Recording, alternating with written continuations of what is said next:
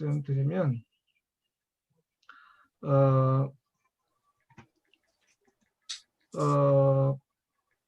그 죽음에 대한 연구를 하다 보니까 죽음의 이해에 대한 얘기들은 많이 있고 또 죽음을 어떻게 맞이할 것인가에 대한 연구도 계속 이루어지고 있는 것을 볼 수 있는데 우리나라 현상에서 일단 봤을 때 타인의 죽음에 대해서 굉장히 무례한 언사들이 굉장히 많이 있죠.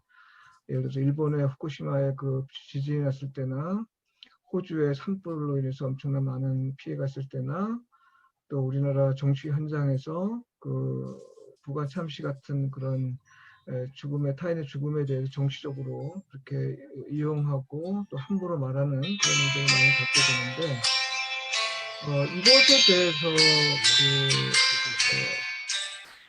이것에 대해서 어떻게 이걸 대처할 것인가에 대한 것은 죽음 연구에서는 아직 없더라고요.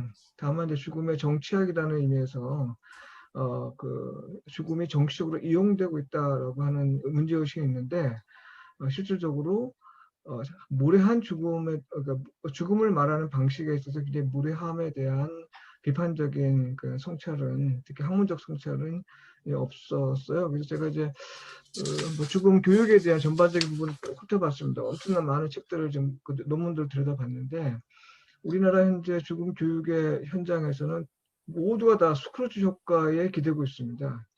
이 스크루지 할아버지 이야기 잘 아시잖아요.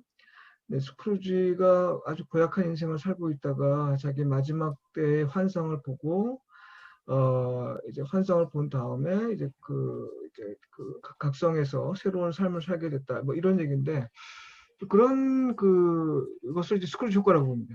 그러니까 죽음을 직면하게 하고 그다음에 죽음을 직면하게 하는 가운데서 이제 생을 다시 한번 의미 있게 살도록 촉구하는 그런 거죠. 그걸 이제 스크루지 효과라고 얘기하는데 우리나라 대부분의 많은 교육들이 다 이 스크루지 효과에 기대해서 나타나고 있어요. 그래서 이것을 저도 계속 살펴봤더니 문제는 뭐냐면 현재 죽음에 임박한 사람들이 죽음을 생각하는 것과 아직 시간이 많이 남은 사람들, 젊은 사람들도 아직 한참 죽음을 앞두고 있는 사람들, 멀리 두고 있는 사람들은 그들이 생각하는 죽음과는 좀 다르다는 걸 알게 됐어요.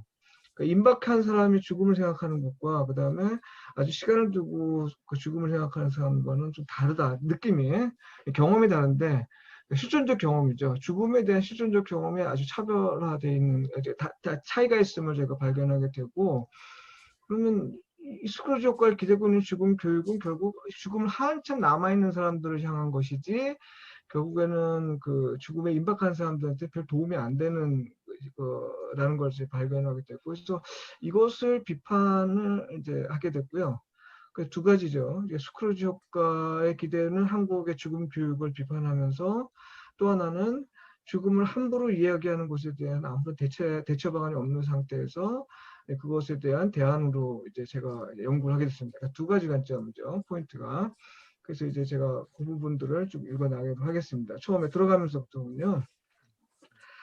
죽음에 대한 의식과 들어가면서 처음 1장에 H페이지부터 네.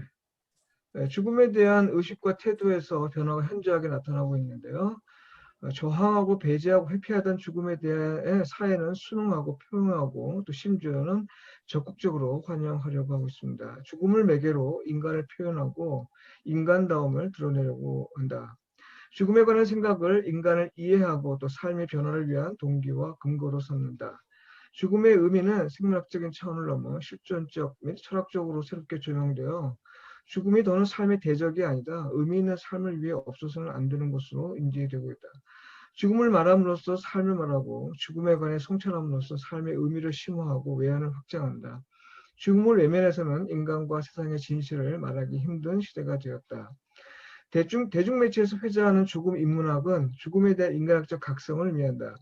과거에는 다만 인간학적인 한계로서 죽음의 비극적인 이미지에서 벗어나기 위해 죽음에 관해 생각하고 말했다면 오늘날엔 의미 있는 삶을 위한 매개로서 죽음에 관해 생각하고 말한다. 죽음에 관한 성찰이 행복한 삶을 증진한다는 의미에서 행복한 죽음을 서슴없이 말할 정도다. 죽음은 삶과 더불어 가치 있고 의미 있는 인생을 구성하는 두 초점이다.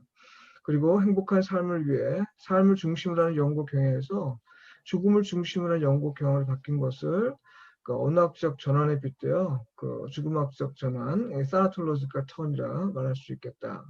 이 사나톨로지컬 턴이라는 것은 제가 처음 쓴 용어는 아니고요. 처음 쓴 논문을 있는데 거기서 제가 인용했습니다. 나중에 제가 나오는데요.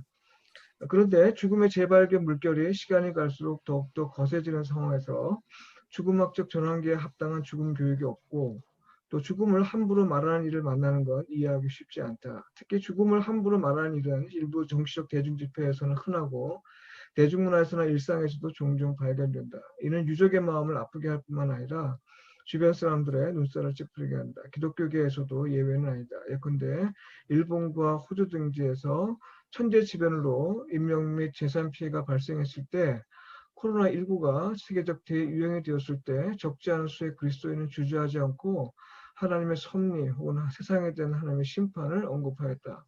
사실 기독교 안에서 이런 발언을 비난하고 표현하는 것은 맞다. 그러나 이것을 방지할 대책에 관한 연구로까지는 이어지지 않고 있다. 죽음을 적합하게 말하지 않고 오히려 함부로 말하는 건 죽음의 의미에 부합하는 행위가 아닐 뿐 아니라 사회 통합을 저해하는 요인이다. 한편 일반적으로 스크루지 효과에 기대어 이루어지는 죽음 교육의 필요성을 강조하는 글들을 살펴보는 중에 필자는 사람들이 죽음 교육을 통해 죽음에 대한 불안과 두려움을 삶의 의미로 대체하려고 한다는 사실을 알게 되었다. 이것은 죽음 그 자체가 갖는 신학적 의미를 충분히 반영하지 못할 뿐만 아니라 결과적으로 죽음을 적합하게 말할 필요를 전혀 느끼지 못하게 하는 원인이 아닐지 의심하게 되었다. 다시 말해서 대부분의 죽음 교육을 통해 얻으려는 건 마땅히 해야 했으나 여러 이유로 그동안 미루었던 일들을 발견하고 그것을 행할 적합한 동기이다. 소위 삶의 의미를 완성하기 위한 버킷리스트를 얻기 위함이다. 이것은 행위를 통해 자아를 인식하고 구성하려는 실용주의적이고 개인주의적 문화와 관습을 드러낸다. 그러나 죽음을 직면하고 있는 사람에게 진정으로 중요한 건 무엇일까? 내가 무엇을 하는가일까? 아니면 내가 누구일까? 죽음은 한 인격체가 그동안 어떤 존재로서 살아왔는지를 드러내는 시금석이다. 그러므로 기독교 죽음 교육에서 관건은 죽음으로 평가받을 수 있는 삶을 준비하는 것이다. 버킷리스트는 변화를 실천하기 위한 목록일 뿐이다. 이에 필자는 삶의 실제적이고 지속적인 변화를 위한 마중물이 되지 못하는 기존의 죽음 교육이 기대고 있는 스크루지 효과와 그것이 미치는 범위에 대해 의문을 품고 죽음 교육을 근본적으로 다시 살펴보게 되었으며 동시에 죽음의 신학적 의미와 죽음 교육의 방해에 관해 새롭게 생각하게 되었다. 본 글을 통해 필자는 먼저 스크루지 효과에 근거한 죽음 교육, 곧 삶의 긍정적 변화를 위한 교육으로서의 죽음 교육의 필요성을 인정하면서도 그것의 한계를 밝힐 것이다. 그리고 한계를 극복할 방법으로 죽음을 적합하게 말하기가 왜 죽음학적 전환기의 죽음 교육에 포함되어야 하는지를 기독교 신학적 맥락에서 설명하고 죽음의 현실에서 죽음을 적합하게 말할 조건과 방법을 탐색하려 한다. 선행 연구에 대한 비판적 고차, 이제 스크루지 효과에 대한 죽음 교육을 이제 비판하는데요.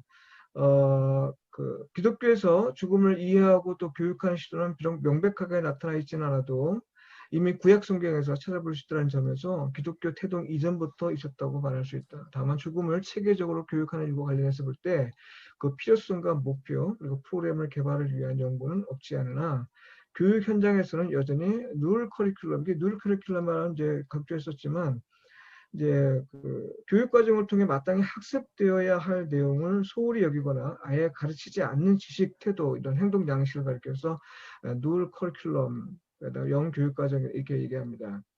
삶을 위한 교육으로서의 죽음 교육의 성격을 규정한 결정적 계기가 된 것은 실존주의 철학이 죽음 교육의 필요성을 인지하여 구체적인 죽음 교육을 주장한 사실이다. 이후로 죽음 교육은 철저하게 삶을 위한 교육에 초점을 맞춰졌다. 1960년대 미국에서 일어난 죽음 각성 운동에 고무되어 1963년 미국 미네소타 대학에서 풀턴이 죽음을 주제로 한 최초의 정규 강좌를 개설하면서 죽음 교육이 시작되었지만 정규 학습 과정으로 정착한 건 1968년 캐나다가 처음이었다. 죽음 교육은 북미에서 시작해 전 세계로 확산하는 중이다. 죽음 교육의 선행 연구에서 매우 독보적인 것은 1959년에 다양한 분야 출신의 저자에 관한 생각을 모아 책으로 출판한 파이펠이다. 그가 저자로 참여해서 편찬한 책은 미국에서 죽음학과 죽음교육을 처음으로 언급한 계기가 되었다. 그의 제자인 카스텐바움 역시 죽어가는 자에 관한 심리학적 연구로 주목받았다.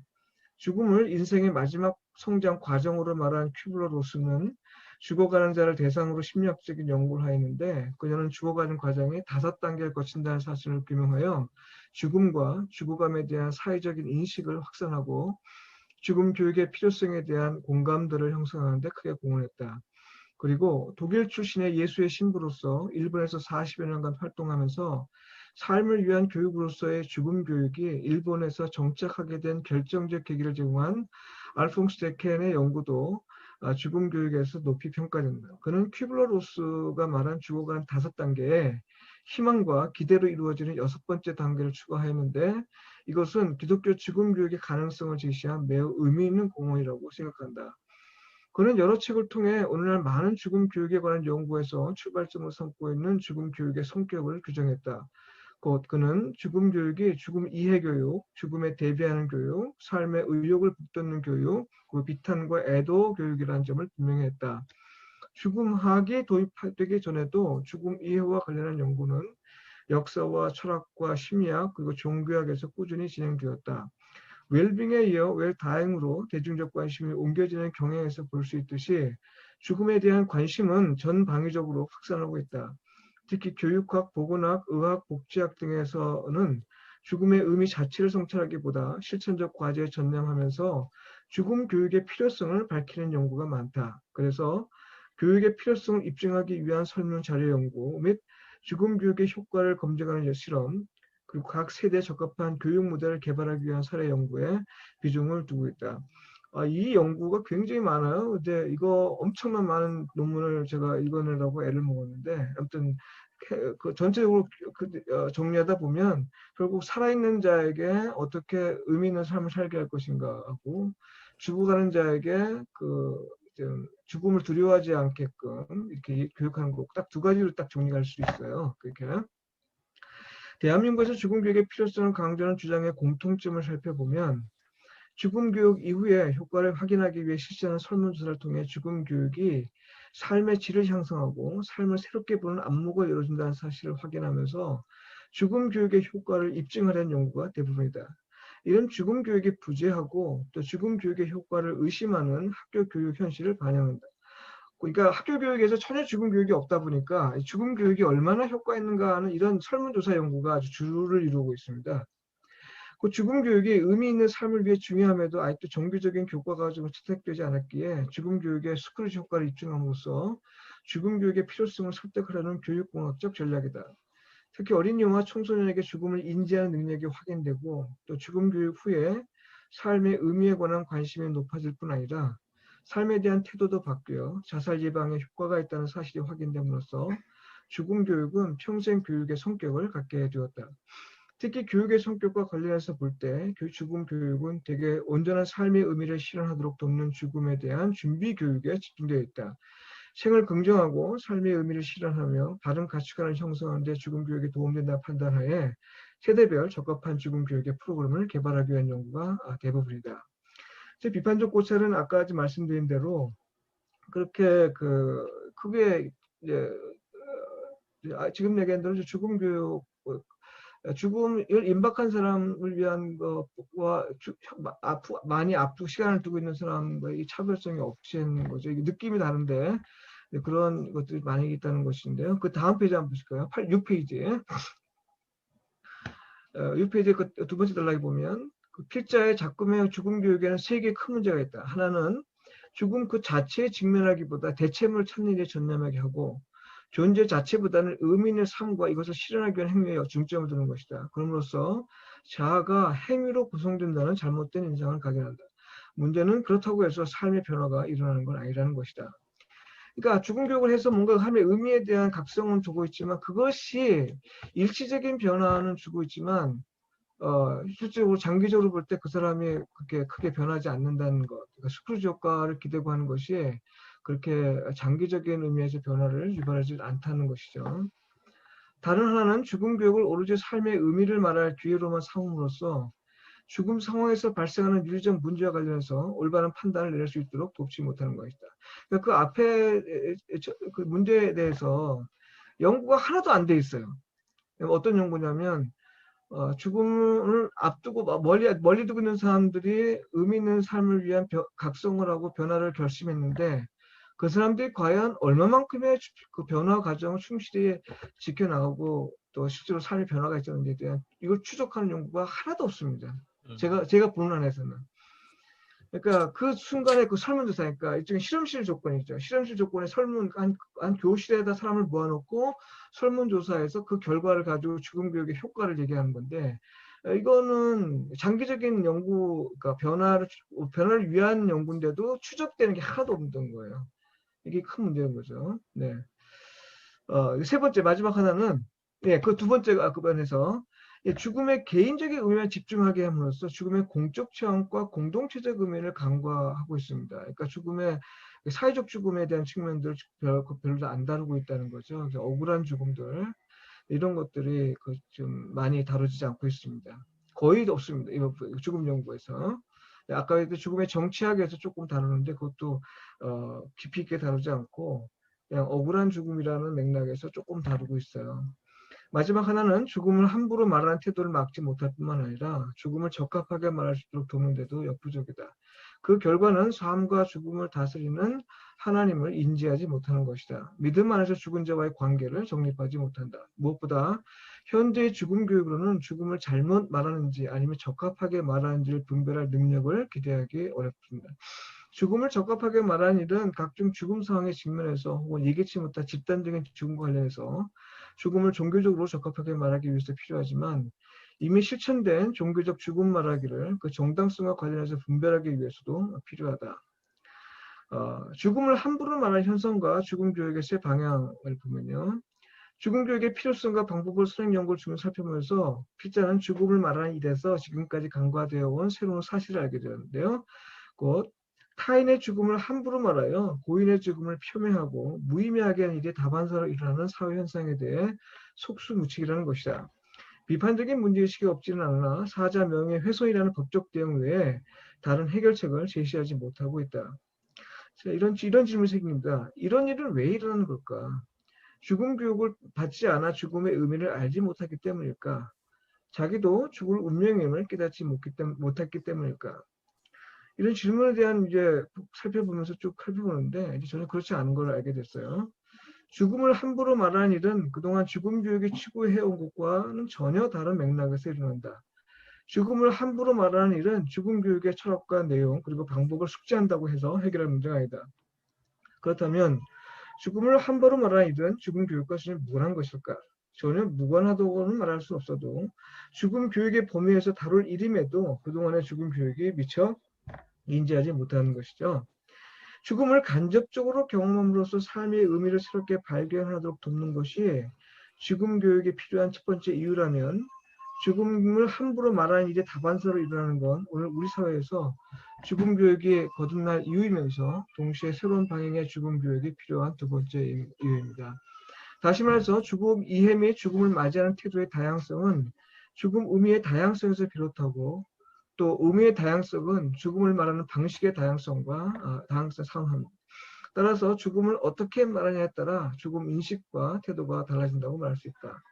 예컨대 죽음을 말하는 것이 인간의 절망과 실패와 한계를 환기하기 위한 것이라면 죽음은 두려움의 대상이지만 오히려 하나님과의 관계를 바르게 정립하여 삶을 다시 보고 죽음이 끝이 아니라 오히려 자유의 세계로 나아갈 희망을 보고 또 그러한 기회를 삼는다면 죽음을 말하는 사람은 기대가 충만할 수 있죠. 죽음을 함부로 말하는 일은 죽음 교육이 그동안 충분히 인지하지 못했던 문제로 구체적으로 의식하지 않으면 죽음 이해가 충분히 일어난다. 죽음을 함부로 말하면 그동안 받은 죽음 교육마저 무의미해진다. 반대로 죽음을 적합하게 말하길 원하고 이 일을 의식하며 사는 사람은 죽음 교육의 필요성을 절감한다. 죽음을 적합하게 말하기 위한 노력이 죽음을 바르게 이해하도록 이끌 뿐 아니라 의미 있는 삶을 고무하고 또 우리 사회의 통합을 위해 크게 공헌할 수 있기 때문이다. 그러므로 죽음 교육에서 출발점은 죽음을 적합하게 말할 이유를 묻고 또 대답을 모색하는 것이어야 한다. 이렇게 되면 죽음 교육은 대답을 찾아가는 과정이 된다. 그런데 그 밖에 죽음을 적합하게 말하기는 생명 윤리와 깊은 관계를 갖는데 생 가운데 죽음을 언제부터 말하는 것이 좋은지를 정하는 것도 관계가 있다. 다시 말해서 죽음과 관련한 사람이 처해 있는 상황에 따라 달리 말해야 하는 것은 당연하지만 죽음 교육의 대상과 관련해서 적절한 시기를 고려하는 것은 죽음을 적합한 말하기 위한 숙고에서 비롯한다. 선행 연구들이 지금 그 주제로 죽음을 적합하게 말하기라는 이 주제로 연구된 건 없지만 실질적으로 죽음 교육에 대한 연구를 쭉 하다 보니까 몇 가지 선행 연구들을 제가 찾아볼 수 있었어요. 두 번째 단락 보면 죽음 정치 관점에서 현행 죽음 교육을 비판하는 것이 있는데요. 이제 김소희 서희정 박사 쓴 죽음 정치 관점에서는 죽음 교육의 비판적 고찰이라는 논문이 죽음 교육을 비판하면서 죽음을 잘못 말하고 있는 그러니까 남용하고 오용하는 부분을 지적하고 있고요. 그 다음에 이제 또 보면 이제 김소희 박사 쓴 논문인데요. 죽음 교육을 근대 교육의 한계를 넘는 인식의 틀로 삼으려는 시도이다. 서희정은 기존의 죽음 교육의 교양을 갖추기 위한 교육에 집중했음을 지적하면서 동시에 그것의 한계를 지적하였다. 다시 말해서 죽음에 관한 교양 교육의 성격에서 벗어나지 못하는 죽음 교육은 지향하고 이제는 실제 죽음을 대면하는 과정에서 부딪히는 다양한 결정 과정과 환경, 그 함의를 내용으로 피교육자의 삶의 여정에 맞는 죽음 교육, 곧 죽음 정치적 성찰을 기반으로 하는 죽음에 대한 준비 교육으로 거듭나야 한다고 주장했다. 이에 따라 죽음 교육은 피교육자의 상황에 부합해야 하며 교육 방식에서는 개인주의보다 사회적 맥락을 고려해야 하고 피교육자에 맞추면 교육해야 하며 죽음 사건의 현장성과 사회적 맥락을 고려해야 한다는 것이다. 서희종이 말하는 죽음 교육을 대한 죽음 정치의 관점은 필자가 주장하는 죽음을 적합하게 말하기가 의도하는 것에서 멀지 않다. 네, 그 다음 달 넘어가면요. 알폰스 데켄이죠. 알폰스 데켄이 이제 죽음을 말하면서 유머를 얘기해요. 그 유머를 가지고 유머를 통해서 죽음 교육을 해야 된다 이런 얘기를 하는데 이것이 뭐 웃으면서 죽음 교육을 한다 뭐 이런 얘기가 아니라 죽음 교육을 하면서 조금 너무 진지함 그 써서 벗어나서 죽음 교육을 약간의 그 시극적인 그 유머를 섞어가면서 해야 된다라고 하는 것이 알폰스 데켄의 의견이에요. 그것도 죽음을 말할 때 너무 진중하게만 말해서는 안 되고 조금 거기에 유머가 섞여서 교육이 될 때 죽음을 대한 태도에 변화가 있을 수 있다. 뭐 이런 내용이죠. 그 다음 밑에 달라 나우에는 이제 죽음을 가장 큰 선물로 여기는데 죽어가는 자가 죽음을 선물로 인정하도록 돌볼 필요를 강조했습니다. 이를 위해 누구든 자기 죽음을 말할 때는 하나님과의 관계 안에 있음을 확신하고 무엇보다 그분을 신뢰해야 한다. 그러니까 우리 죽음을 말할 때 하나님과 관계를 의식할 뿐만 아니라 신뢰 가운데서 말해야 된다. 이렇게 해서 죽음을 적합하게 말하는 방식의 하나의 원리를 제시한 거죠. 그리고 또 죽어가는 자가 죽음을 하나님의 선물로 인정하도록 돕기 위해선 죽어가는 사람들과 공감적으로 연대하며 일치하며 희망하며 죽음을 말해야 할 것도 제안했다. 그러니까 그냥 아무런 그냥 객관화된 죽음을 말하는 것이 아니라 공감적으로 연대하며 희망을 갖고 얘기해야 된다. 뭐 이런 식으로 해서 죽음을 그런 방식으로 적합하게 얘기된다 이렇게 얘기하고 있습니다. 구약에서도 이렇게 얘기하고 있는데요. 구약에서도 이건 여러분 다 아실 것 같아서 구약과 신약 다 마찬가지로 그렇게 얘기를 하고 있습니다. 그 다음 페이지 9페이지를 보면요. 9페이지에 거기 인용문 그 본도에서 15장 55절 밑에 그 보면 비록 명시적이진 않아도 죽음을 적합하게 말하기를 다룬 글은 여러 곳에서 발견된다. 따라서 본연구는 선행연구에서 비록 명시적이진 않아도 단서로 제시된 것들을 바탕으로 죽음을 적합하게 말하기를 기독교 죽음 교육의 과제로 삼길 제안하는데요. 그 밑에 보면 이제 종말론에서 1960년대부터 이제 아주 획기적인 변화가 좀 일어나죠. 물론 이제 에르스트 블로흐의 희망의 원리를 바탕으로 쓴 이제 몰트만이 과거에는 종말의 그 마지막의 내용에 대한 서술로서의 종말론을 얘기했다면 몰트만은 그 종말을 말하면서 그 희망 속에서 얘기하는 희망을 갖고 얘기하기를 얘기하는데 그 가운데 죽음도 포함되어 있거든요. 그래서 종말론 그 마지막을 말하면서 이야기하는 방식 자체가 바뀌었죠, 조금. 과거에는 하나님의 심판을 얘기하고 죽음을 얘기하고 부활을 얘기하고 하는 것이 일종의 그 종말을 염두에 둔 어떤 어두운 미래, 경고성 어떤 그 메시지로 많이 얘기를 하는 것에 비해서 몰트만은 그 마지막에 오늘 우리에게 희망을 주는 하나님의 약속의 근거에서 봤을 때 그것을 우리에게 희망을 주는 사건으로 될 수 있고 그것을 근거로 우리가 말할 수 있다고 분명히 얘기하고 있죠. 그래서 특히 자오터란 그 독일 교수와 몰트만은 이 부분에 있어서 굉장히 독보적인 일을 했죠. 물론 이제 판넨베르크도 마찬가지로 이제 같이 만나서 얘기를 하고 있습니다만 아무튼 제가 이제 이어지는 그래서 죽음 교육에서 그러면 말하기가 왜 죽음 교육이 필요하고 죽음 교육의 주제가 돼야 되는지를 좀 살펴보도록 하겠습니다. 죽음 교육의 이제 어려움과 필요성을 보면요. 지금 현재 죽음학적 전환기라고 아까 말씀했는데 이제 아직까지도 죽음에 대한 죽음 문화에 대한 거부감이 있습니다. 그러니까 우리가 어릴 때는 동네 보면 집에서 다 소상을 치르고 그래서 우리가 죽음과 이렇게 멀지 않았죠. 가깝게 있었고 그래서 그걸 통해서 우리가 누가 죽었다, 누가 뭐 죽었다, 뭐 이런 사실을 분명히 알고 태어나는 것도 마찬가지죠. 이렇게 새끼도 꼬아놓고 뭐 이렇게 하는 걸 볼 수 있는. 요즘은 다 출생과 죽음이 다 병원에서 일다 보니까 좀 우리 그 생과 사에 대한 생각이 좀 멀어졌다는 느낌도 있고요. 특히 죽음은 더 그렇습니다. 죽음은 완전히 고립된 형태로 죽음을 맞이하게 되는 또 장례를 치르게 되는 상황이라서 죽음 문화에 대한 거부감이 그렇게 많이 생겼다라고 우리가 볼 수 있죠. 이건 이제 많은 죽음 연구학자들이 공통적으로 주장하는 거고요. 죽음 교육의 어려운 둘째 이유는 이건 참 누구도 경험하지 못하는 거죠. 죽음이라는 것이. 그래서 참 말하기가 어렵습니다. 경험하지 못하기 때문에 말하기 어렵습니다. 재밌는 거는 제가 최근에 보면 죽음 연구에서 큐블러 로스가 쓴 글인데요. 사후생이라는 제목의 책인데 이 큐블러 로스가 그 근사 체험에 대한 얘기를 합니다. 본인도 근사 체험을 한 경험을 바탕으로 근사 체험에 아주 수백 사람의 이렇게 사람이 인터뷰를 해서 얘기를 하는데 그 사람이 이런 얘기를 해요. 모든 사람이, 그러니까 믿든 안 믿든 모든 사람이 죽으면 자기를 가장 사랑했던 사람을 만난다 이런 얘기를 합니다.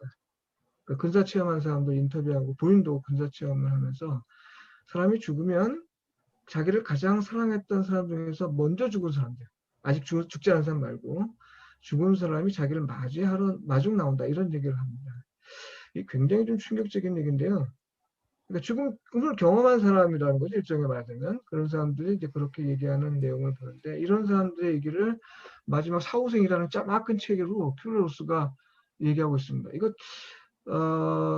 좀 기독교에서 굉장히 중요한 그 도전이고 연구될 때 왜냐하면 믿는 사람이나 믿지 않는 사람이든 다 죽은 다음에 완전히 죽는 게 아니라 또 다른 생으로의 이동이다. 그러니까 죽음이라는 없고 다만 이런 죽음 사건을 계기로 이 생에서 저 생으로 옮겨가는 것이지 삶의 양태의 변화지 죽음으로 완전한 소멸이라든지 이런 것은 없다. 뭐 이런 얘기를 합니다. 그래서 이제 죽음을 경험하지 못하기 때문에 죽음을 하니까 죽음 교육이 상당히 어려운데 근사 체험을 하는 사람들에 대한 연구를 바탕으로 하는 사람들 중에서 다른 사람 몰라도요. 큐브로로스는 과학적으로 연구한 사람으로 많이 알려졌는데 그 사람이 근사 체험 연구를 바탕으로 해서 죽음을 말하고 있어요. 그래서 좀 너무 당황스럽기도 하고 좀 더 연구가 필요한 부분인데요. 그 다음 페이지에 보면 셋째 이유는 죽음 이해가 굉장히 다원화되어 있습니다. 한 사회가 다원주의적인 사회가 되다 보니까 각 종교마다 죽음에 대한 이해가 다른데 한 학교나 한 그룹에서 죽음 교육을 얘기한다는 것이 참 어렵게 됐습니다. 교회 내에서도 마찬가지인데요. 각 가정마다 미치는 종교적인 영향에 있어서 어떤 가족은 기독교인임에도 불구하고 불교 영향적인 장례 문화를 가지고 있고 어떤 사람은 유교적인 장례 문화를 가지고 죽음 문화를 가지고 있고 어떤 기독교적인 죽음 문화를 가지고 있고 뭐 이런 그 문화가 섞여 있다 보니까 죽음 교육을 어떤 하나의 패러다임으로 얘기하기가 굉장히 어렵습니다. 교회 안에서도 그래요. 교회 안에서도. 그래서 참 어려운 죽음 교육이 어렵습니다. 그래서 넷째 이유는 죽음이라는 것이 생명 의료 기술의 한계죠. 그러니까 죽었다는 것은 생명 의료 기술의 한계를 얘기하기 때문에 이걸 굉장히 이 죽음 교육하기가 참 어렵습니다. 그 의학자들이 굉장히 좀 이거에서 좀 알레르기적인 반응을 보이고 있죠. 그래서 최근 과학은 노화 방지 관련해서 죽음을 극복하기 위해서 이론적으로 인간이 500살 이상, 600살까지 살 수 있다. 이런 연구가 있습니다. 그 과학적 연구예요. 과학적 연구예요. 그러니까 이론적으로는 그게 가능한데 아직까지는 이게 발견된 의료 기술로 인해서 뭐 실수를 하게 되면 암이 발생하기 때문에 아직 그거 문제가 해결되지 않아서 지금 인간에 적용 못하고 있는데 또 예쁜 꼬마 선충이라는 아주 단세포 생물이 있는데 그 세포에 대해 실험하는 경우가 수명을 6배 늘렸어요. 다시 말하면 인간도 6배 늘렸다는 얘기니까 600살까지 가능하다는 얘기죠. 네. 이런 것 때문에 이제 죽음 교육을 말하기가 참 어려워지는 부분이 있습니다. 의료인들이 그것 관련해 좀 어려움을 얘기하고 있고, 네. 다섯째 이유는 죽음 교육은 출세와 성공과 번영과 혁신을 지향하는 근대 교육의 기본 정신에 대한 반발로 많이 이해됩니다. 그래서 이것을 이제 죽음 교육을 대안적 가치관의 세계, 근대음의 안티테제라고 얘기하는데, 그래서 삶의 진보를 말하는 사람들에게서는 삶을 낙관적으로 보는 사람들은 죽음을 말하는 걸 왜 굳이 부정적인 얘기를 하느냐, 뭐 이렇게 해서 죽음 교육을 굉장히 반발하고 있습니다. 아직까지도 그렇습니다. 그래서 이제 저는 죽음 교육을 하는 인간을 이해하는 방식으로서 지금 많은 사람들이 이해하고 있고, 저도 그렇게 이해하고 있습니다. 그 다음 페이지 보면 11페이지 보면요. 이건 뭐 다 이거 나가면 될 줄 알았더니 아니 안 되겠네. 저 띄엄띄엄 해야 되겠습니다. 11페이지 그 세 번째 단락 보면 죽음 교육은 미래에 있을 죽음을 선취하고 그것의 실존적인 효력을 받아들여 죽음의 두려움을 극복할 뿐만 아니라 죽음에 관한 윤리적 상황에서 올바른 판단이나 형성을 돕고 죽음의 한계 안에서 삶의 의미를 성취하고 실현하도록 돕는 교육이죠. 그래서 죽음 이해 자체가 요구하는 죽음 교육을 보면 밑에서 그 단락의 밑에서 두 번째 줄 보면 일상에서 죽음을 생각하고 또 말하는 일로서 죽음 교육은 죽음 이해를 실천하는 것이며 다음에 5가지 이유로 필요하다고 하는데요. 첫째로는 죽음 교육을 통해 죽음을 선취하여 실존적 경험의 기회로 삼았을 때 인간은 더욱 충만하고 의미 있는 삶을 살아갈 가능성이 크다. 이건 이미 스크루지 효과를 통해서 입증된 거죠. 그 다음 페이지에 10페이지에 둘째는 임박한 죽음을 기다리는 사람은 공감적으로 도움을 도울 수 있고 성실의 고통을 겪는 유족의 비탄을 유발할 수 있다는 것이죠. 세 번째는 죽음이 피할 수 없는 사실이죠. 피할 수 없는 거기 때문에 죽음에 대한 교육을 통해서 우리가 여러 가지 삶에 어떻게 준비할 건지, 어떻게 의미 있게 살 수 있는지 얘기할 수 있는. 지금은 죽음 교육이 일반적으로 얘기하는 것이 다 이렇습니다. 제가 네 번째, 다섯 번째는 제가 특별히 강조하는 건데요. 정치적인 이유로 죽음을 말하지 않도록 강요받거나 혹은 함부로 말하는 일이 사회 문제로 대두되었음에도 죽음 교육의 내용에서 전혀 다뤄지지 않고 있습니다. 이거 우리가 많죠. 죽음 교육, 누구 죽었는데 얘기하지 못하게 하는 거죠. 뭐 이걸 세월호 사건 때도 그런 경우가 있었죠. 많이. 또 회사 차원에서는 노동자가 죽었을 때 그걸 자꾸 말하지 않은 것을 금하고 한다든가 이런 거죠. 이런 상황 속에서 죽음을 정치적 현실에 저항하는 거나 혹은 죽음을 함부로 만일 하기 위해서 죽음 교육은 꼭 필요하다. 다섯 번째, 그 다음요. 보면 이제 많은 사람들이 얘기하는데요.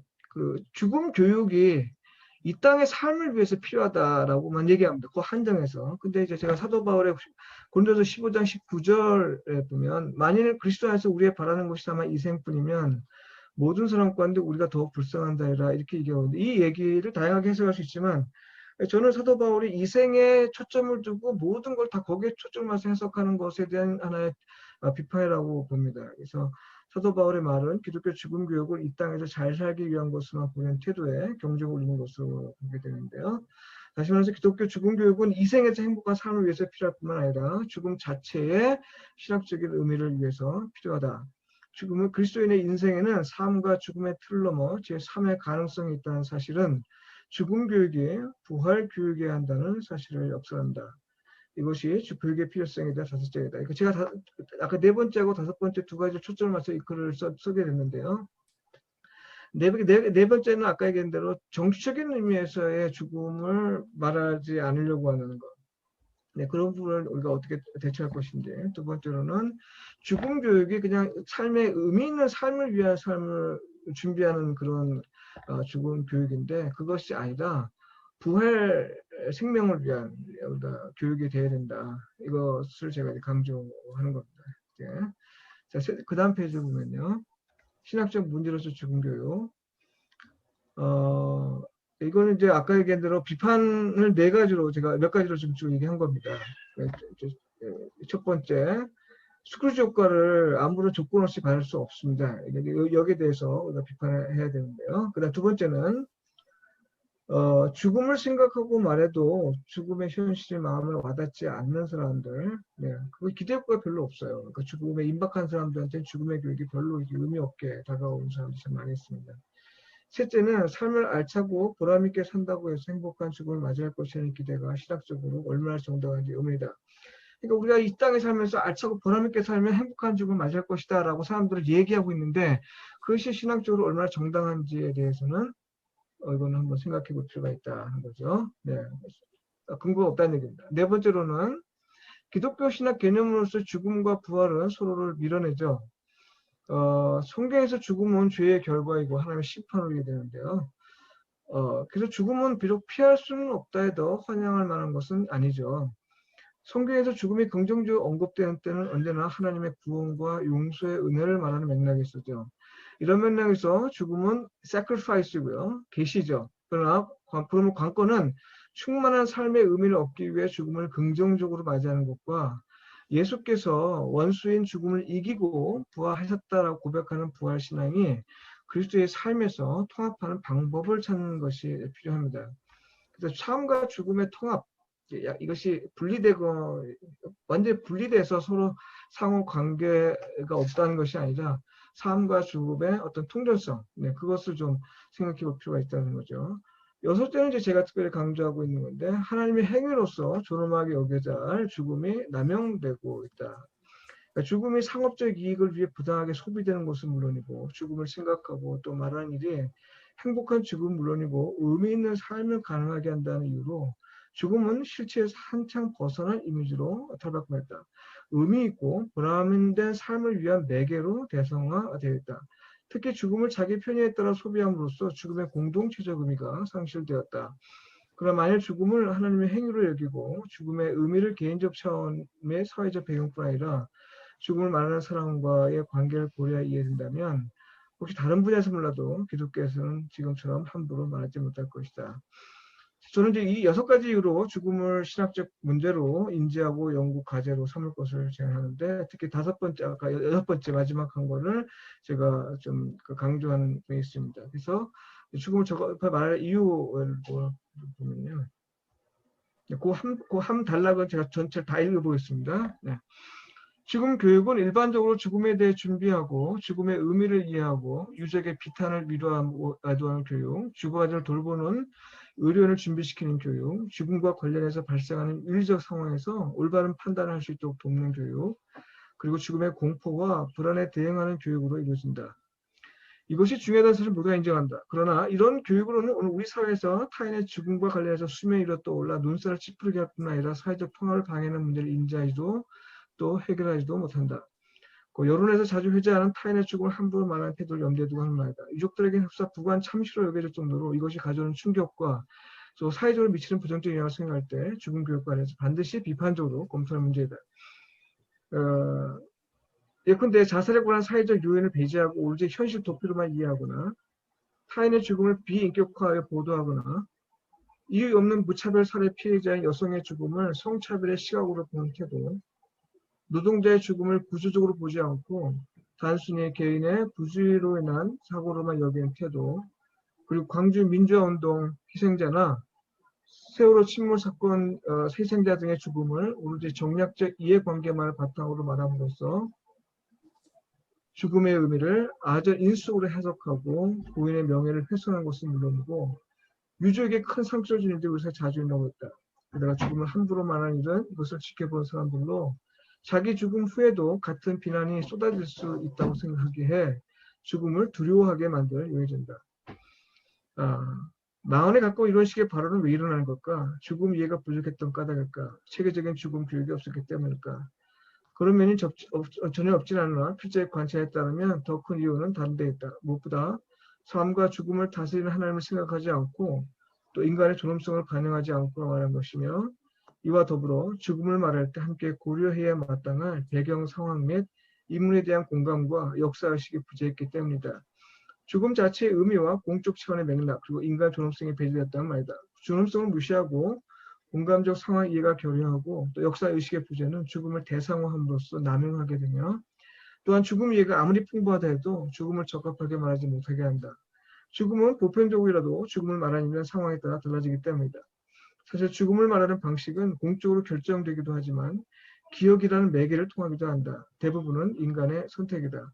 인간의 죽음을 말하는 건 죽음을 어떻게 이해하냐에 따라 달라진다. 같은 의미 죽음이라도 어떤 선택과 결정 과정을 매개로 말하냐에 따라 의미가 달라진다. 그러니까 이 두 가지가 서로 연결되어 있는데 지금까지는 죽음의 의미만 얘기했고 이걸 간과했기 때문에 문제가 됐다는 얘기죠. 그래서 제가는 이것을 말함으로써 이걸 같이 좀 얘기할 수 있는 계기가 될 수 있겠다는 겁니다. 그 다음 페이지에 나오거든요. 네. 맨 밑에 달라고 보면요.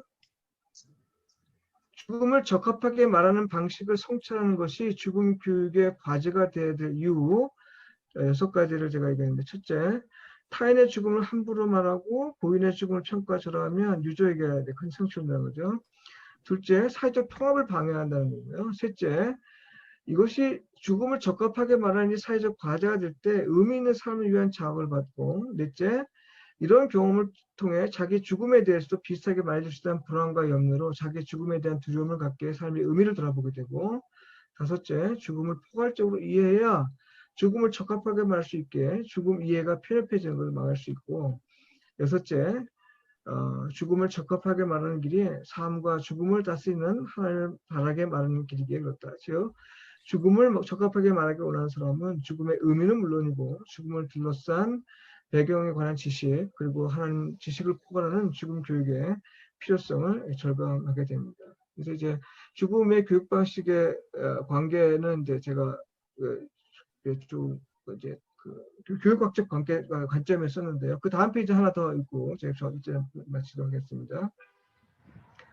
18페이지에 보면 맨 밑에 달라 7번 그 위에 보면요. 제가 죽음의 의미를 그러니까 기독교적으로 죽음을 적합하게 말하기 위한 필요 조건인 죽음의 의미를 제가 나름대로 정의를 좀 했습니다. 제가 이게 그 부분을 좀 읽고 마무리하고 마치겠습니다. 죽음은 죄를 찾으시는 하나님 만날 때 일어난 사건으로서 하나님 행위의 한 방식이다. 다가오는 것으로서의 죽음은 믿는 자에게는 예수 그리스도의 의로 인해 하나님의 생명으로 이어지는 단계적 사건으로서의 은혜의 의미를 갖고 때로는 하나님의 뜻을 알리는 계시의 의미를 갖지만 예수 그리스도를 통해 계시한 하나님의 생명을 스스로 인정하지 않아서 받아들이지 못한 자에게 죽음은 하나님의 마지막 심판으로 경험된다. 그러니까 죽음이라는 것이 예수 믿는 사람들에게는 은혜고 또 계시이고 깨달음이 되지만 그렇지 못한 자에게는 하나님의 심판을 경험하지만 결국 하나님의 같은 행위에 대한 두 가지 상반된 경험이라고 볼 수 있다는 거죠. 인간은 개인 종말 사건으로서 죽음을 만나는데 죽음의 순간에 믿는 자와 믿지 않는 자의 운명은 갈린다. 죽음 교육은 죽음을 하나님의 행위로 이해하도록 도와주어 죽음을 함부로 말하지 않도록 예방하며 죽음 문화를 순화하고 죽음의 두려움으로 인해 인격이 무너지지 않도록 하고 또 생명의 하나님을 신뢰하도록 해서 죽음으로 끝나지 않는 삶을 기대할 수 있도록 돕는다. 다가오는 하나님의 행위를 소망하면서 부활 약속의 성취를 기대하는 건 죽음을 적합하게 말할 조건이다. 제가 이제 죽음을 적합하게 말하는 조건에서 죽음의 의미를 얘기할 때 제가 핵심은 그렇습니다. 우리가 많은 사람들 얘기할 때 왜 하나님은 하나님 피조물을 왜 심판하시느냐 뭐 지옥으로 보내고 왜 그렇게 영원히 소멸하냐 뭐 이런 얘기를 많이 하잖아요. 저는 이제 그것이 잘못된 포인트라고 보고요. 죽음은 하나님의 행위 가운데 하나입니다. 행위로 인해서 일어나는 사건이죠. 그것이 어떻게 경험되는 거는 믿는 자, 믿지 않는 자에게 갈리는 거지 하나님이 누구는 버리고 누구는 구하고 이렇게 봐서는 안 된다는 거죠. 일단 죽음이라는 사건 자체로는 하나님께서 행하신 거지만 그것을 경험하는 사람들이 은혜로 경험하든지 아니면 그것을 심판으로 경험하든지 두 가지가 나뉜다는 거죠. 뭐 그러면 지옥과 천국이 있느냐 없느냐 이러면 논란이 있는데 그건 이제 또 종말론적 측면에서 다르게 좀 논의가 되는 거고요. 예, 그래서 그렇게 일단 제가 핵심을 얘기하는 거고요. 그 다음에 이제 결론은 또 죽음을 지금까지 말한 죽음 교육의 스크류 효과에 기대고 있는 것이 좀 수정돼야 됩니다. 근데 이 모든 논문이, 그러니까 죽음 교육에 관련된 모든 논문이 다 지금 스크류 효과를 기대하고 있어요. 근데 이거는 아주 잘못된 방향이고, 물론 아주 잘못된 게 아니고 필요하지만 너무 강구하고 있는 것이 있습니다. 강구하고 있는 것, 그것 부분들을 좀 부각시키는 의미에서 우리가 필요한데, 그것을 인지할 수 있는 그 틀이 뭐냐? 제가 얘기한 것은 죽음을 어떻게 말해야 적합한 것인가? 이 질문을 가지고 들여다보면 스크루지 효과를 통해서 죽음 교육을 하는 것도 의미가 있고 그것이 못 보는 부분도 볼 수 있게끔 하는 안목을 열어준다. 네, 제 주장은 바로 이겁니다. 네, 이상 여기까지 마치겠습니다. 네. 아유, 감사합니다. 이렇게 오늘 네. 발표해 주신 최성수 박사님께 감사드리고요. 우리 박수로 이렇게 치하해 드리도록 하겠습니다. 감사합니다. 네, 수고하셨습니다. 자, 이제 우리 그 강의 발제를 들으시고 드셨던 질문들 이렇게 해주시기를 부탁드립니다. 일단 그 옆에 문자란도 이렇게 열어 놓을 테니까 거기다가도 뭐 이렇게 올려주시면 되겠습니다. 자, 먼저 이렇게 문자로 올라와 있는데요. 제가 한번 읽어 드리도록 하겠습니다. 자, 죽은 이를 보낸 특히 자살자, 사별자에 관한 연구나 사별자의 교육은 어느 정도 되어 있는지 연구하시면서 접하신 적이 있으신지 관련 질문이 하셨습니다. 우리 강은석 박사님 해주셨는데 질문 답변해 주시죠. 네, 이 자살자에 대한 연구와 사별자에 대한 연구는 이제 많이 나와 있습니다. 많이 나왔는데 자살한 것을 이제 자살한 자의 영혼에 대한 단순한 질문부터 시작해서 자살과 그 하나님의 그 생명을 다스리시는 하나님과의 관계에 대한 연구도 있고요.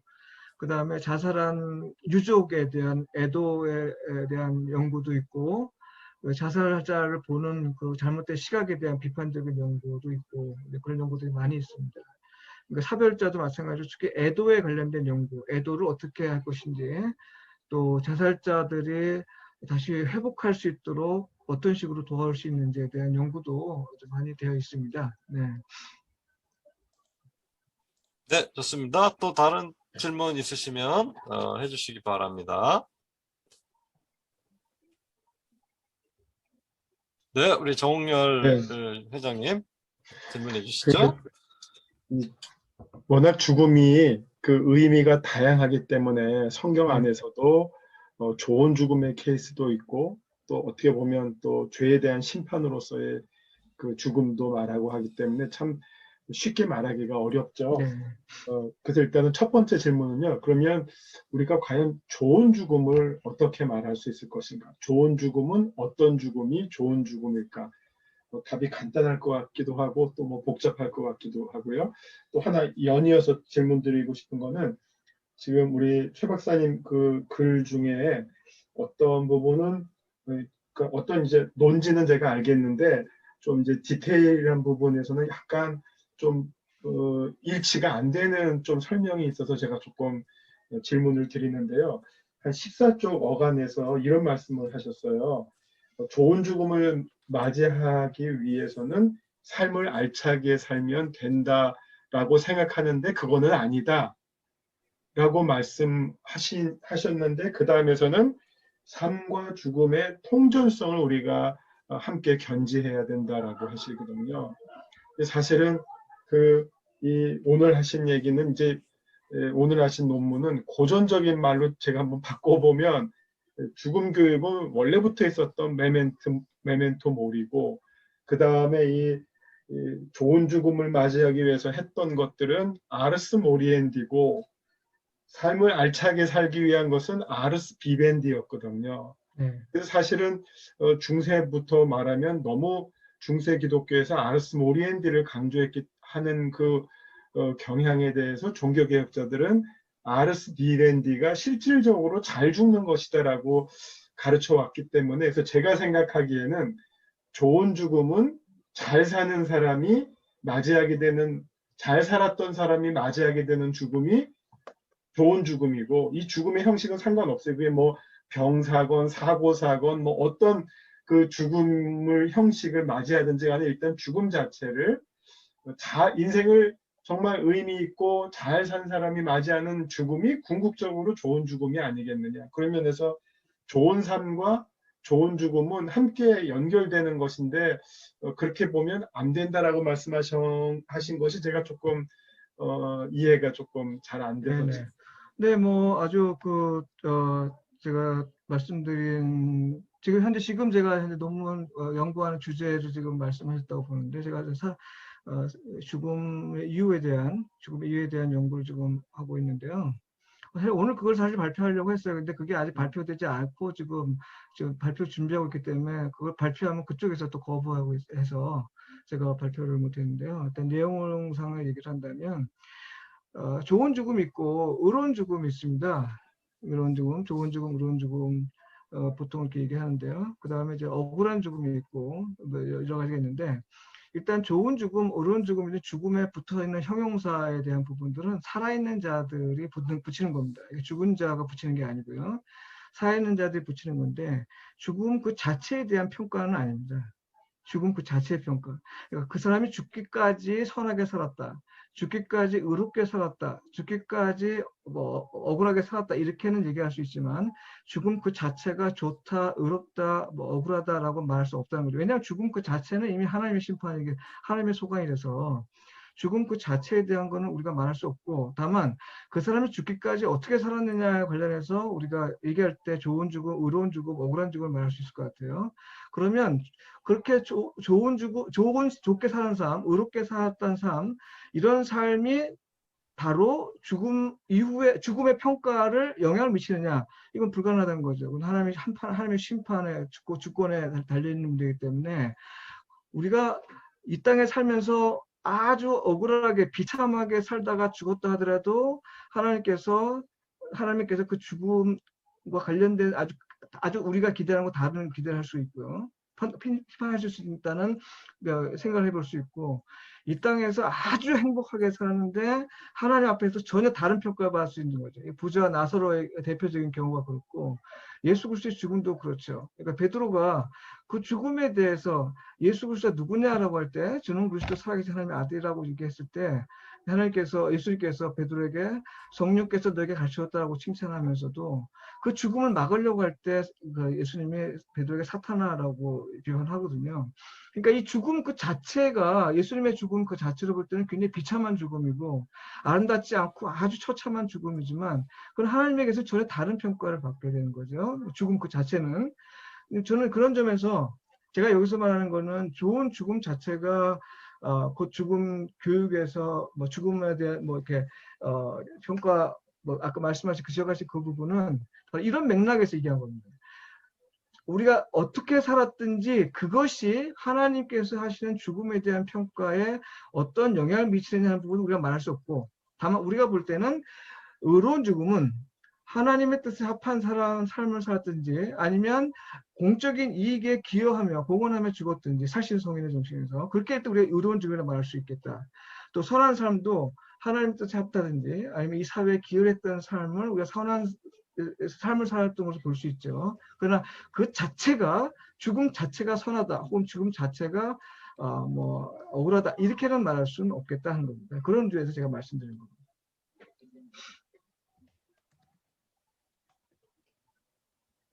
또 질문 있으시면 또 이어서 해주시기 바랍니다. 손을 이렇게 들어주셔도 좋고요. 손 흔들어 주셔도 좋고요.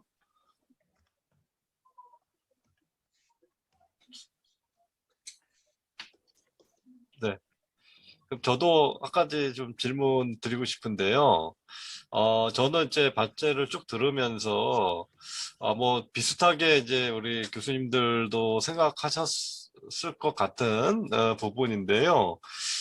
이제 과연 죽음이라고 하는 것을 이제 좋게 이렇게 말할 수 있는가? 특별히 이제 이 문제는 특별히 이제 현대 사회 속에서 이제 문제시되고 있는 이 자살 문제와 관련해서 어, 상당히 논의되어야 될 부분이 있을 것 같은데 그 부분에 대해서 혹시 좀 이렇게 교수님께서 답변을 좀 해주시면 감사하겠습니다. 네, 제가 죽음을 좋게 말한다는 의미는 아니고요. 적합하게 말한다는 거죠. 적합하게. 그러니까 그 네. 한 사람의 인생과 인격과 그 배경과 여러 가지를 고려해서 한 사람의 죽음을 우리가 말해야 된다. 이렇게 이런 얘기 좋게 말한다는 말씀은 아니었고요.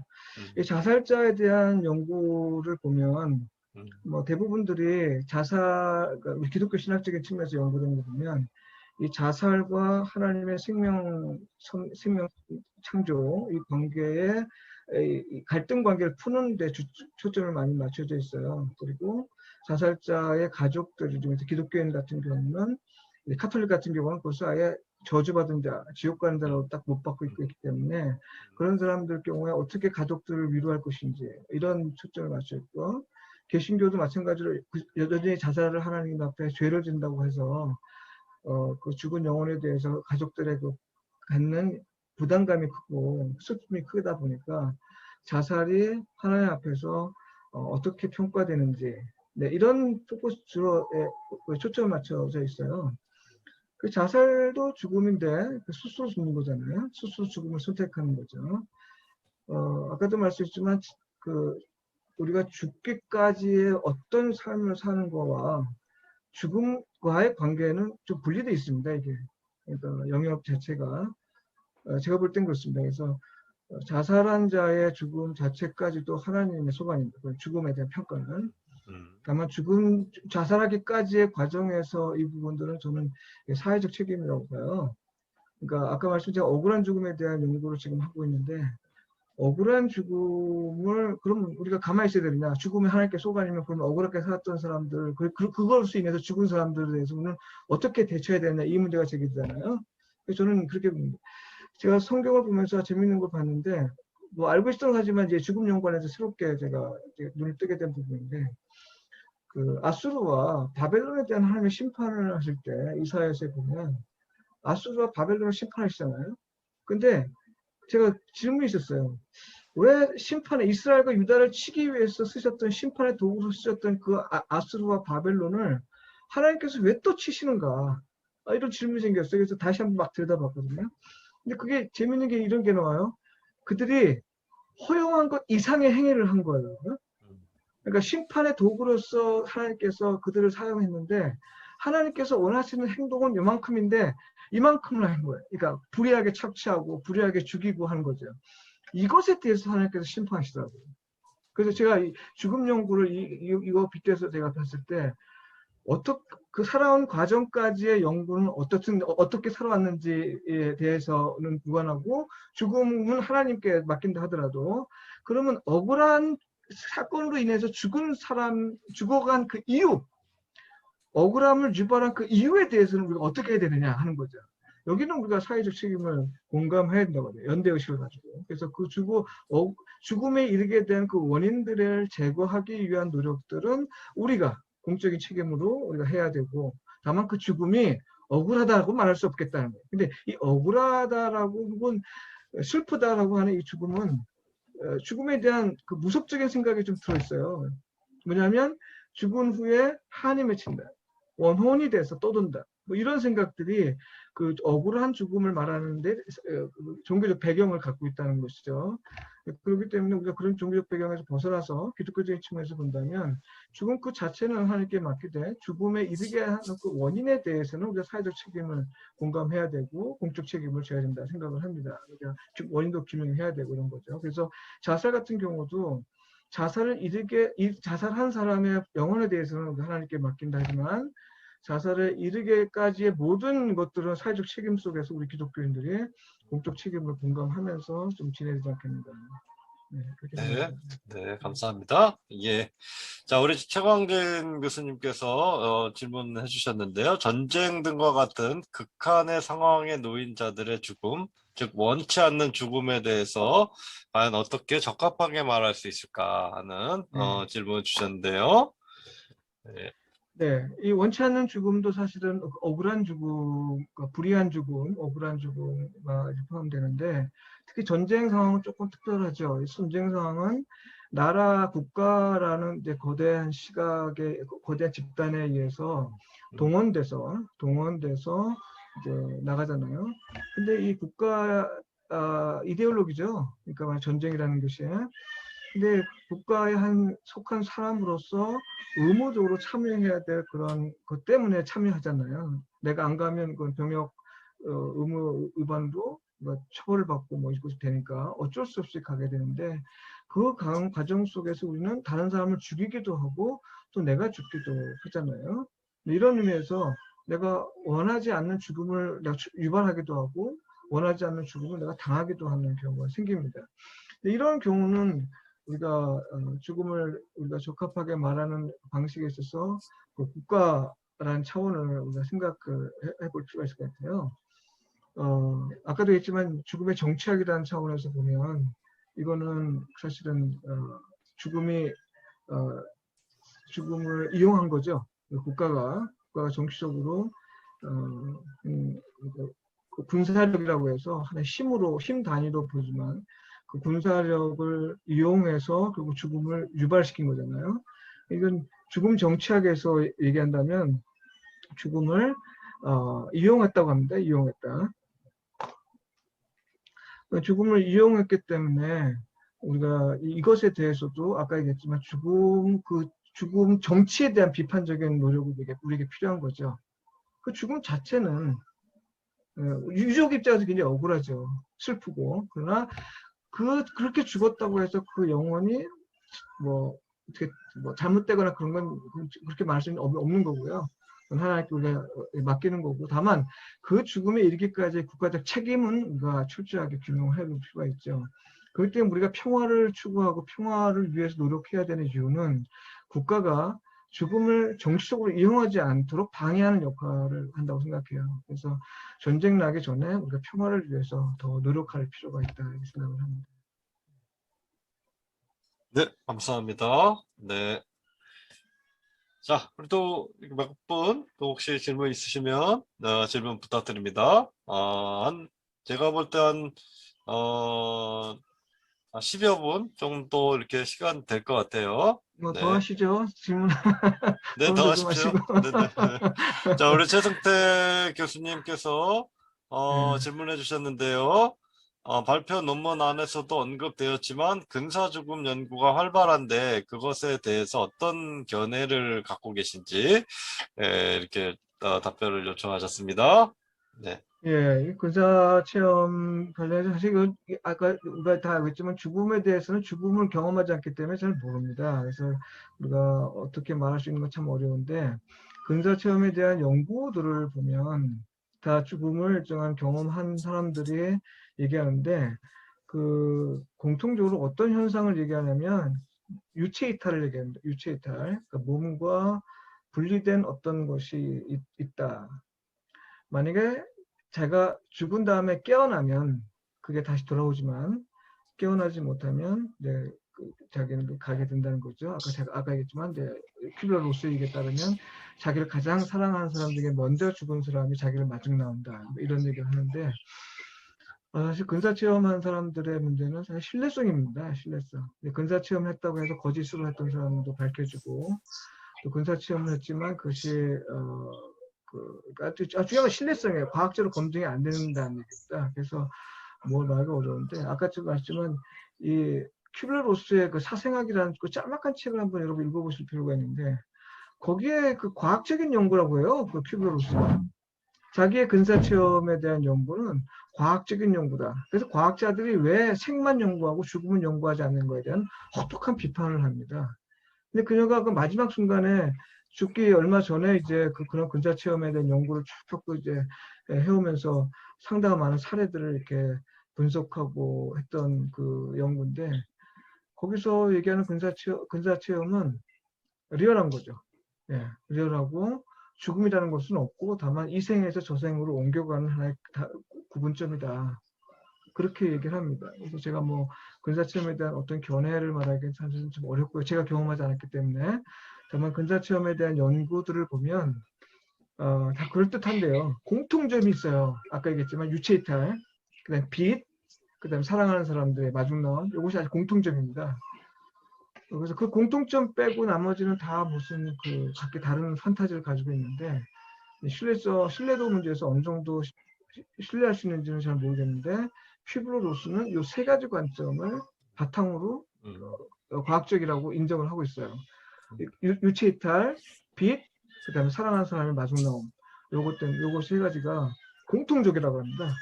공통적. 그래서 근사체험이 사실이다. 뭐 이런 얘기를 합니다. 퀴블러-로스가. 네, 예, 우리 정대경 교수님. 예, 네, 질문해 주세요. 네. 오늘 발표 너무 흥미로운 주제라서 잘 들었고, 이게 생소한 주제라서 계속 배우고 있는데요. 그래서 아무래도 리서치를 계속 해오셨으니까 근사체험 관련돼서 짤막한 질문 하나 드리면, 왜 근사체험과 환각체험을 어떻게 구분해 볼 수 있을까요? 왜냐하면 보통 우리가 어떠한 의식적인 경험이라고 했을 때 그게 적어도 현대신경과학에 따르면 신경계통에서 발생되고 있는 뭐 전기화학 물질이라든지 호르몬이라든지 이런 것들을 통해서 이제 일어나는 것일 텐데, 네. 그 근사체험 자체가 그 체험이 보여주고 있는 그 내용들이 실제성을 획득할 수 있는가 문제에 대해서 저도 상당히 관심이 있거든요.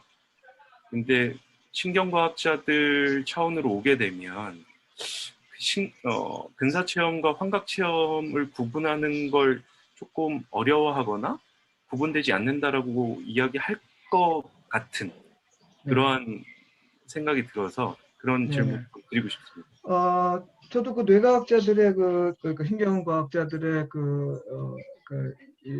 뇌 부분을 자극해서 일어나는 이러한 어떤 현상에 대한 그 얘기들을 제가 접하면서 이제 근데 좀 차이가 좀 있습니다. 그러니까 근사체험자들의 그 경험과 그다음에 환각체험자들의 차이점이 뭐냐면 근사체험은 그 자기가 경험을 한다는 겁니다. 그러니까 유체이탈을 했는데 그 자기 몸을 두고 그러니까 자기 죽은 거죠. 자기 떠나는데 남아있는 자기를 향한 모든 사람들의 반응들을 다 기억하고 있어요. 이 사람들이. 그리고 막 예를 들어서 내가 손이 잘라진 상태에서 이제 죽었잖아요. 근데 근사 체험한 사람들의 경우는 온전한 몸의 상태예요. 온전한 몸 상태. 그러니까 예를 들어서 내가 다리가 없어요. 교통사고 나서 다리가 없어요. 그래서 그 제가 교통사고 현장에서 보면 막 몸이 파편으로 막 떠져 나가는 그런 상황인데 제가 떨어져 보는 거예요. 유체이탈에서. 근데 유체이탈된 그 상태에서는 온전한 몸 상태예요. 근데 환각 체험은 이게 아니에요. 이게. 그러니까 저는 이제 아까 말씀드린 근사 체험을 한 사람이 아니기 때문에 모르지만 근사 체험한 사람들의 그 말의 공통점을 보면 그 부분이에요. 또 하나는 근사 체험한 사람들의 공통점은 자기가 죽은 이후에 자기를 마중 나오는 사람이 있어요. 빛은 똑같아요. 빛은 그 근사 체험자나 그 환각자, 그러니까 뇌신경학자들이 자극해가지고 경험하는 그런 거랑 똑같아요. 아이고, 잘못 눌렀네. 어디 갔어요? 잘못 눌렀네. 아이고. 최성수 박사님 지금 음소거가 돼 있습니다. 다시. 네네, 잠깐만요. 네네. 네네. 저는 안 했는데 누가 음소거 했네. 듣기 싫으니까 제 목소리. 네, 아주 죄송합니다. 다른 분 음소거 하느라고 누르다 보니까 이렇게. 어디까지 아이고, 들었어요, 죄송합니다. 그러면? 어디까지? 네. 어디까지 들으셨어요? 뭐 팔이 잘리거나 아니면 네네네네. 그러니까 근사 체험과 그 환각 체험과의 차이점이 바로 그거고요. 또 하나는 아까 얘기했지만 빛은 똑같아요. 빛은 그 순간적으로 죽음에서 확 방전되기 때문에 그것이 빛으로 이렇게 보인다라고 뇌신경학자들이 얘기하는데, 그 빛은 어떤 똑같은 현상인데요. 또 하나 차이점은 뭐냐면 근사체험자들은 자기가 죽은 다음에 누군가가 마중 나오는데 환각체험자들은 그게 없다는 거예요. 네, 그것이 제가 말하는 그 두 가지가 가장 큰 차이점이라고 볼 수 있어요. 리얼리티에 대해서는 아까 전에 신뢰도 문제입니다. 신뢰도. 근데 큐블러-로스가 아주 수백 사람, 제가 좀 정확한 숫자는 기억 못하는데 아마 1000명 넘는 것 같아요. 1000명 넘는 근사체험자들을 만나서 인터뷰한 결과 그 세 가지의 공통점을 발견한 거죠. 그것이 과학적이라고 할 정도로. 그러니까 환각체험과는 좀 다른 부분이죠. 네. 아유, 오늘 좋은 답변 감사드립니다. 혹시 이제 혹시 마지막 질문 있으시면 해주시기 바랍니다. 이제 정리해야 될 것 같은데요. 제가 혹시 좀 토론을 좀 이렇게 제안하고 싶은 거는 네네네. 그건데요. 제가 지금 쓰고 있는 논문 관련해서 이제 지금 다 썼습니다만 혹시 여러분에게 좋은 조언을 얻을 수 있을까 좀 생각해서 한번 제 그 태제를 좀 말씀드리면, 아까 말씀드린 조홍엽 교수님이 질문했던 것에 대한 대답으로 제가 했던 건데, 그 의로운 죽음, 억울한 죽음, 좋은 죽음 이런 것들을 얘기하는 과정에서 죽음 그 자체를 죽음 그 자체에 대한 평가가 아니라 그것이 삶에 대한 평가인 것이 죽음 자체에 대한 평가가 아니다라고 제가 일단 얘기하고, 그러면서 그 죽음에 대한 모든 평가는 오직 하나님에게 달려있다. 그러니까 죽고 나서 지옥 갈지 천국 갈지 이걸 우리가 전혀 모르지만 그건 하나님께서 주권적으로 결정하신다라고 하는 것이 제가 지금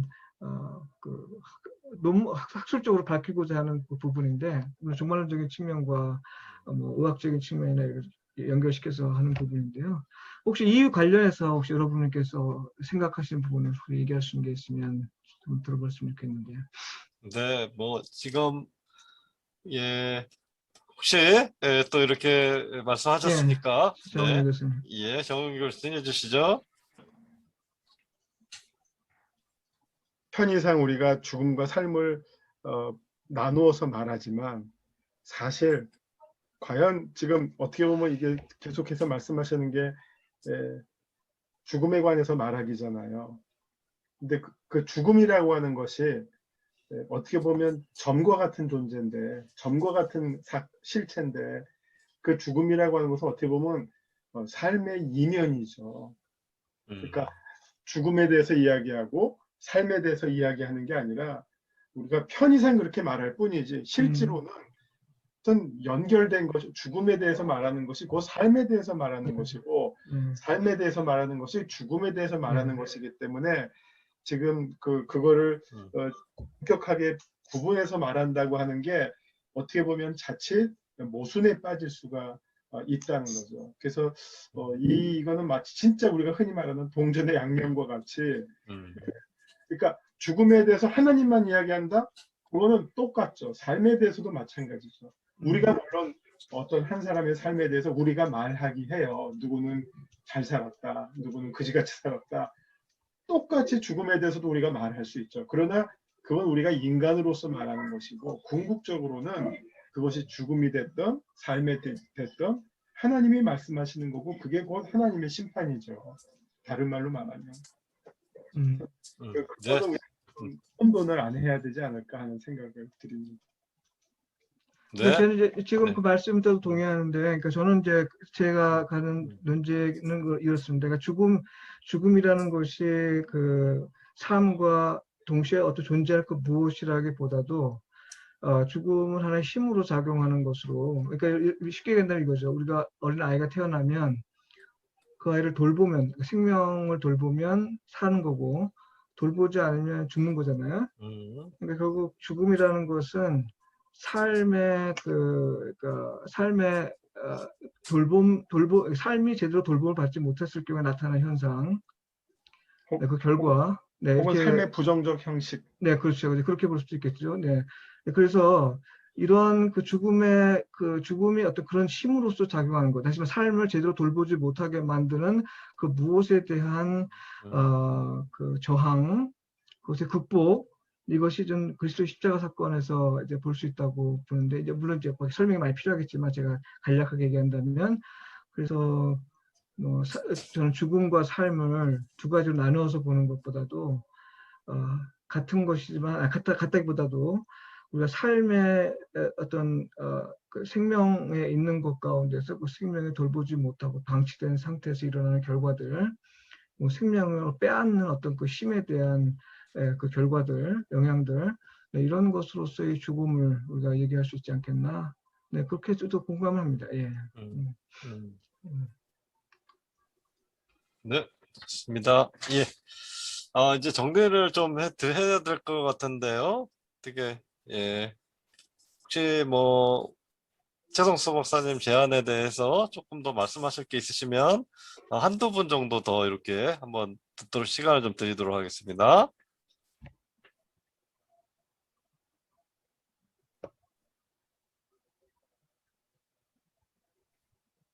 네, 좋습니다. 예, 그러면, 없으신 걸로 알고, 이제 마무리하도록 하겠습니다. 우선 이제 광고 말씀을 조금 드릴 텐데요. 오늘 이제 6월 모임은 이렇게 정리가 되고요. 이제 7월 달에 이제 제5회 원래 신학 포럼이 이제 또 저희들이 준비하고 있는데 7월 30일 금요일에 진행 예정이고요. 다음 달에는 박일준 박사님의 언택 시대의 감정의 신학, 기호자본주의와 정의신학이라고 하는 그런 주제를 가지고 또 이렇게 원래 신학 포럼을 진행하도록 하겠습니다.